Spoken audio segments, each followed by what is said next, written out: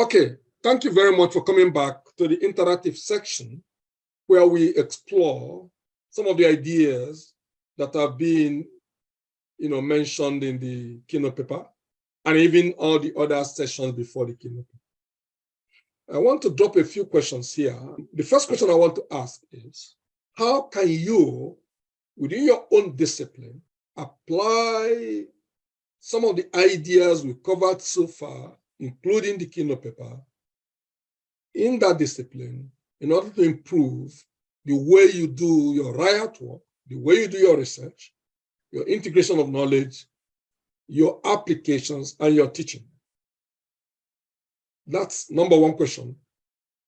Because we may not have time to deal with everything here, what I want you to do, hopefully, is to go and respond to that question after you've read every pre-reading that we provided, in order to come up with your own strategy for working with the ideas that we have shared today.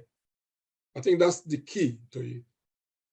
Second question that you can think about is, if we have mentioned that arguably the best way to structure collaboration between academic students and outside knowledge workers across the Helix is through the centers for the application of every discipline, how can you lead the formation of such centers inside your department? Or if your department doesn't have sufficient critical mass, working across maybe a faculty to set it up as centers for the application of all the disciplines in a faculty. It doesn't matter the alchemy. What is important is that those centers are there in order to enable academics and students and professionals to work together. How can you do that? What is the difference between a C4Ed, a center for the application of every discipline, and a traditional research and consulting unit, which some departments don't even have? I just remind you that just so that it can prompt you to start doing something with it. The difference to me is that in those traditional research and consulting units, there is no unified effort to teach or coach people on the 5 forces and 7 E's, which are the central pillars of global corporate academicism. Because of that, it's a big missing link. The research and consulting units end up being something like the individual labs for some specific academics that are working hard enough, when what they're doing are not known to others. And that's the big, big gap in the way practice is structured within the department. So because that training is central, we are willing to facilitate that in your department at relatively no cost.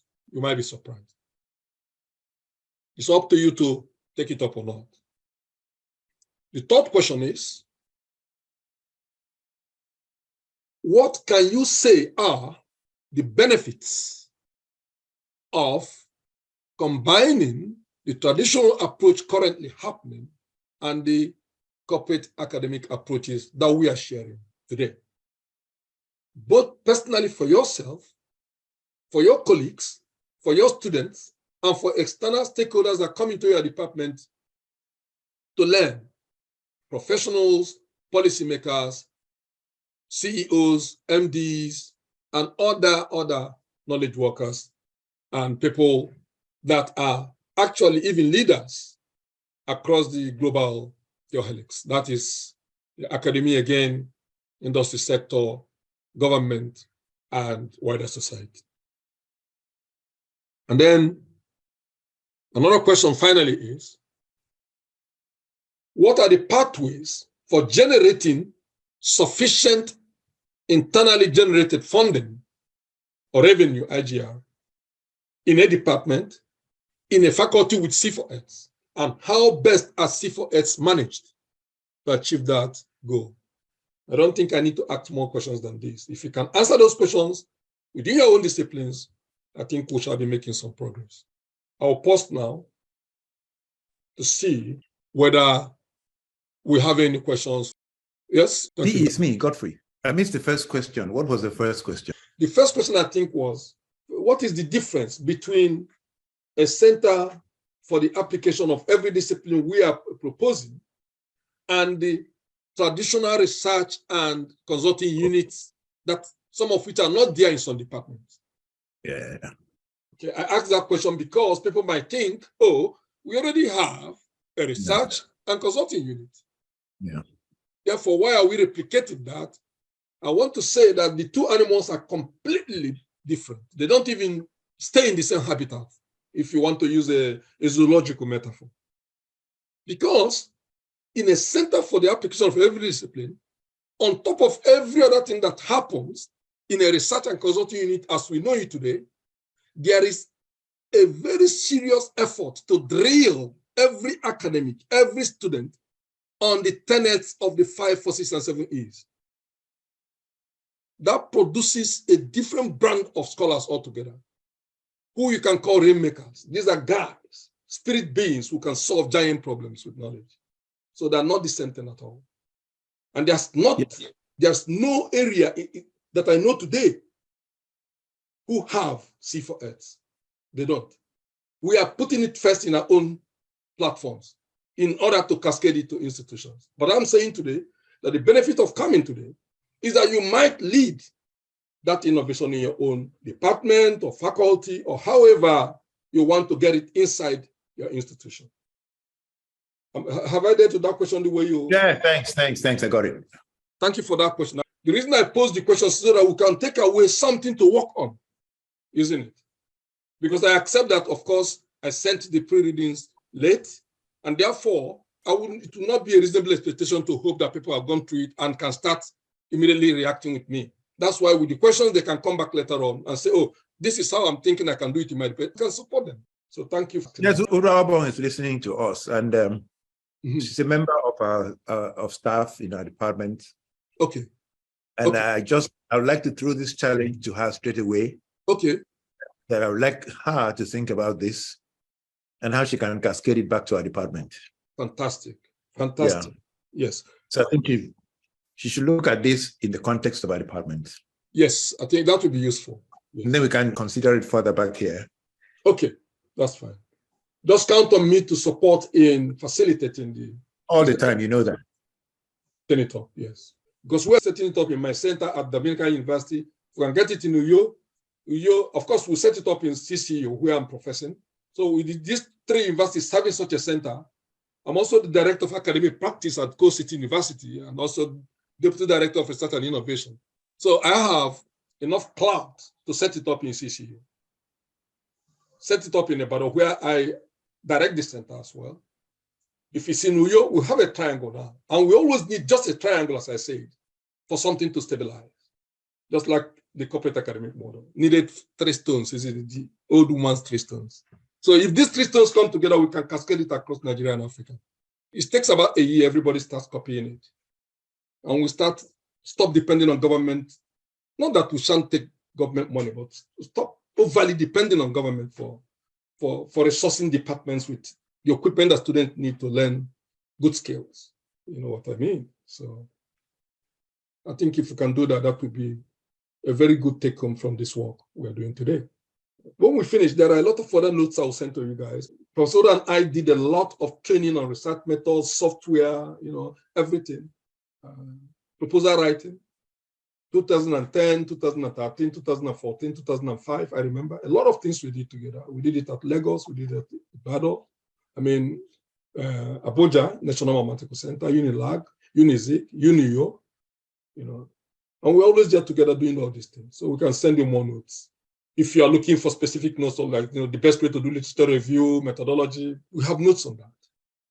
And a super book is coming out now on research methods that we're pulling together. So don't worry about it. We're concentrating today on new things that has happened since then. Patrick, I cannot do that. By saying Yes. That arising from all the work that we did in those days, 2008 to 2014, particularly the years that you spent with us, all those guys, quite a number of them have become professors because now they could concentrate on what they were doing. And quite a lot of them have progressed as academics. Fantastic. And many of them are in consultancy as well as being in academics together. So they have become corporate academics. Fantastic. But a few of them have found opportunities. I think 3 of them have found opportunities to leave us. And 2 of them are in the UK. 1 of them has moved to another part of Nigeria.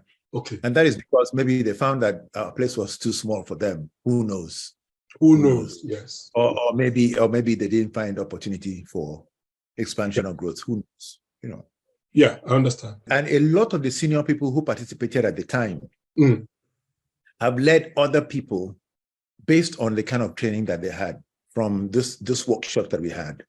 And a lot of the other staff that weren't in my faculty, who were in parts of the university, are still giving testimonies to what they gained from those things. So I think that what we are doing may not look like something that is carrying the whole world, but the few people that have benefited from it have benefited immensely.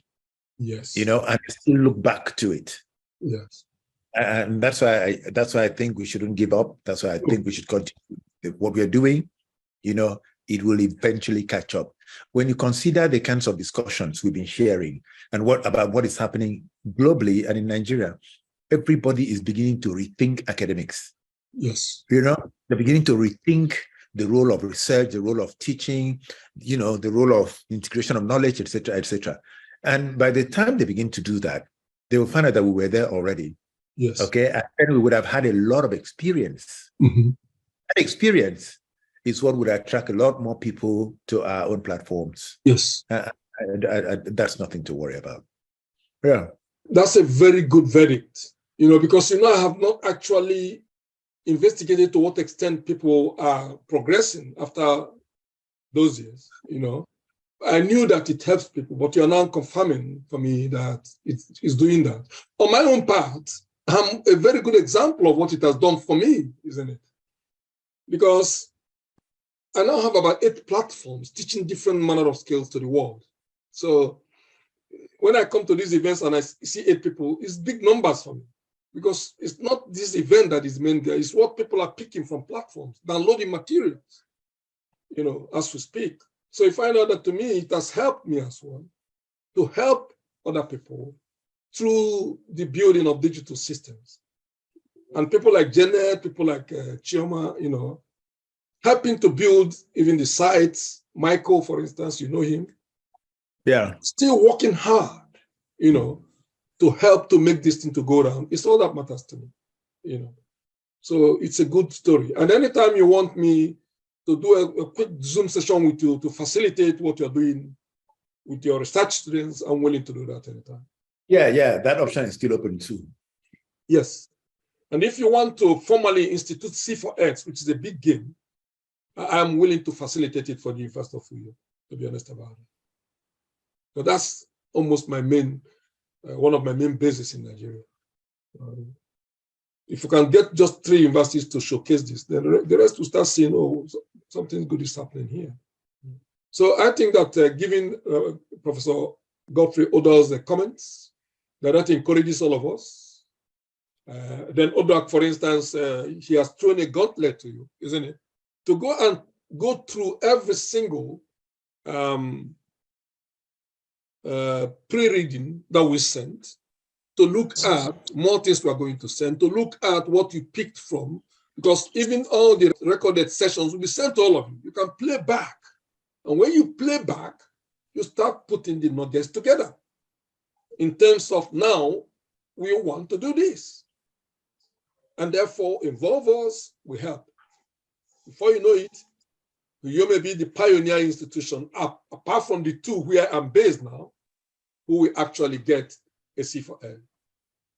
If you get a C4Ed first or second, you're big, because that is the new concept that is taking over the world as we speak. So that should be an important assignment for every one of us to do.